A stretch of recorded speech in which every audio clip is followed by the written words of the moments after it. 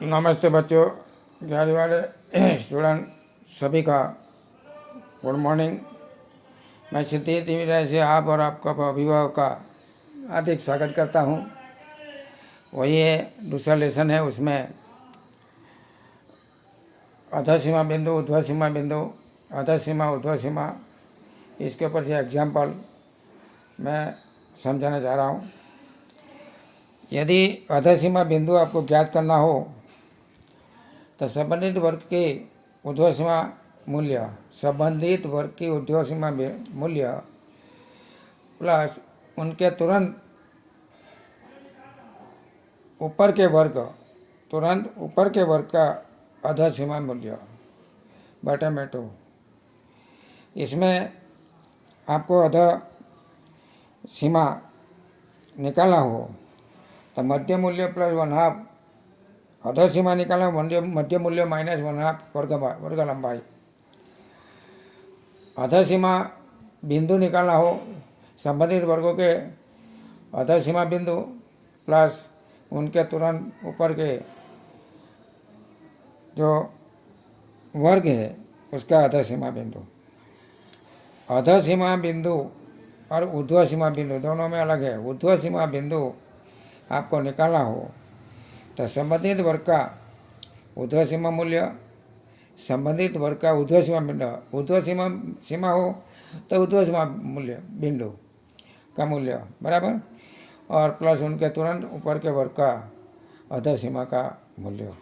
ऊर्ध्व सीमा में अधः सीमा आता है, अधः सीमा में ऊर्ध्व सीमा आता है। समझ में गए ना? बटे में 2। और उसका अधः सीमा निकालना, ऊर्ध्व सीमा निकालना हो तो मध्य मूल्य प्लस 1/2 वर्ग लंबाई।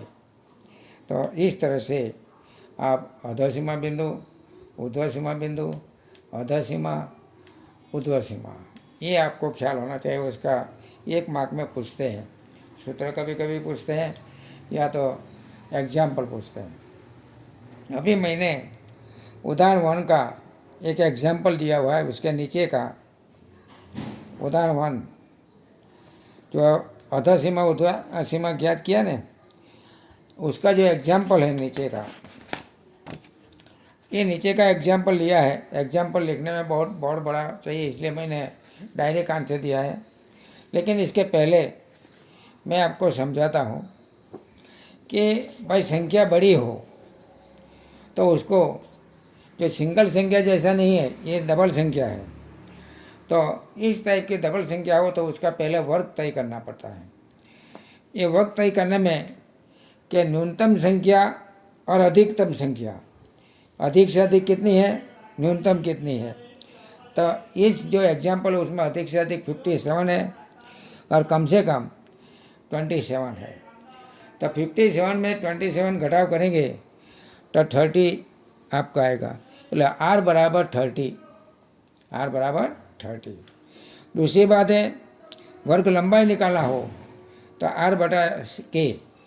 आपको पता है कि C इंटू K बराबर R, K इससे हट जाएगा तो R बराबर C बराबर R बटा K। C यानी 30 आपका आ गया और K बराबर 7 बराबर। એટલે वर्गों सूचना के 7 वर्गों में विभाजित करना हो तो K 7 से भाग करना पड़ेगा, तो आपका 4.29 आएगा।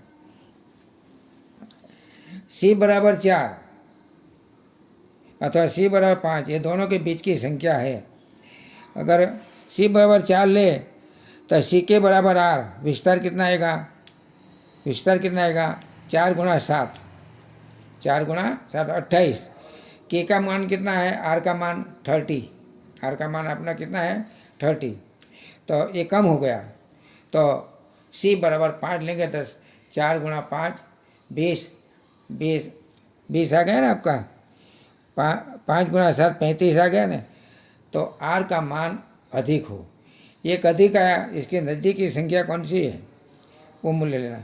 C बराबर 5 तो K बराबर 7, C बराबर 5, K बराबर 7, C बराबर 5 और R बराबर 35 है। इसको वर्ग में विभाजित करना हो तो न्यूनतम संख्या कितनी है 27, 27 के नज़दीक की संख्या 25, और 25 में 5 जोड़े तो 30, એટલે आपका पहला वर्ग आया 25 और 30। सबसे पहले न्यूनतम वर्ग जो है ये कीमत है, इसके नज़दीक की संख्या ले लो और इसके बाद सी कितना आता है वो जोड़ दो, तो आपका पहला वर्ग 25, 30, 35, 35, 40, 40, 55, ऐसे आपका 55, 60 आता है। समझ में आया? अभी तो आपको पता है कि पहले 25, 30 का आवर्ती चिन्ह निकाल लो, 3 आया। 35, 30 का निकाल लो, 35 का, 35, 40 का निकाल लो, 30, 35 का निकाल लो, 40, 35, 40 का निकाल लो, 40, 45, ऐसे 55, 60 का निकालेंगे तो उसको आवृत्ति जो आवृत्ति है एफ, ये पहले में 3 आएगा, 8 आएगा, 10, 5 आएगा, ये 3 बार है, 15 आएगा, 5, 5, 10, 15, 15 आएगा और 8 आएगा, 2 बार है, 5, 3, 8 और लास्ट में 1 है, तो ये 50 आवृत्ति। तो आपका 50 विद्यार्थियों कर्मचारियों है, ये पूरा आ गया। तो इस तरह से आपको ये कर्मचारी के संख्या ध्यान करना, 50 आया। तो मित्रों, सूचना का विस्तार आपको निकालना आना चाहिए। आर बराबर सी के बराबर आर, सी निकालना हो तो आर बराबर के, ये भी इसके ऊपर से वर्ग आप ज्ञात कर सकते। तो आपको समझ में आ गया होगा। Thank you.